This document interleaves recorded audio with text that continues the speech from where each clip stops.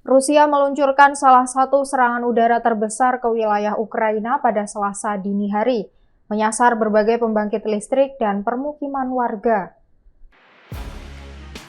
Serangan besar-besaran ini terjadi hanya beberapa saat sebelum perwakilan kedua negara dijadwalkan bertemu dalam perundingan damai yang dimediasi Amerika Serikat di Abu Dhabi, Uni Emirat Arab. Presiden Ukraina Volodymyr Zelensky mengungkapkan Rusia melepaskan sekitar 450 drone dan 70 rudal dalam serangan semalam tersebut. Serangan ini tercatat sebagai salah satu operasi udara terbesar sejak invasi yang dimulai hampir 4 tahun lalu. Serangan udara tersebut menghantam setidaknya 5 wilayah dan berfokus pada jaringan listrik Ukraina. Langkah Moskwa ini dinilai sebagai upaya untuk memutus akses listrik, pemanas, dan air bersih bagi warga sipil di tengah musim dingin paling ekstrim beberapa tahun terakhir. Sedikitnya 10 orang dilaporkan terluka dalam insiden tersebut. Presiden Zelensky mengecam keras tindakan Moskwa yang dianggap lebih mengedepankan teror dibandingkan jalur diplomasi. Zelensky juga mendesak Sekutu Barat untuk segera mengirimkan tambahan pasokan pertahanan udara dan memberikan tekanan maksimum kepada Rusia agar menghentikan invasinya. Perusahaan energi swasta terbesar di Ukraina DTEK mengonfirmasi bahwa pembangkit listrik mereka kembali menjadi sasaran. Ini merupakan serangan besar ke-9 yang menghantam fasilitas perusahaan tersebut sejak Oktober 2025.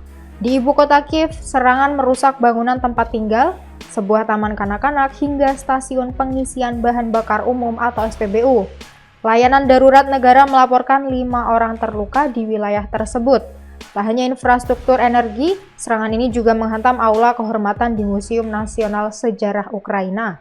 Selain Kiev, Rusia juga melancarkan serangan ke wilayah Kharkiv di timur laut dan wilayah Odessa di selatan.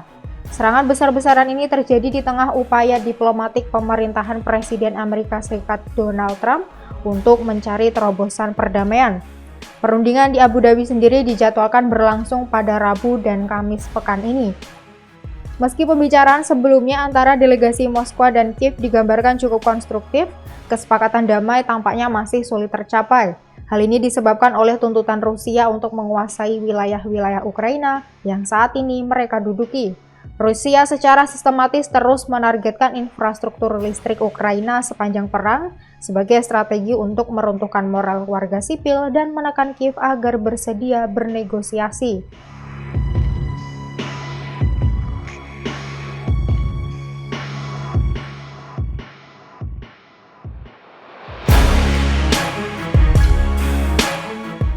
Download Tribun X sekarang, menghadirkan lokal menjadi Indonesia.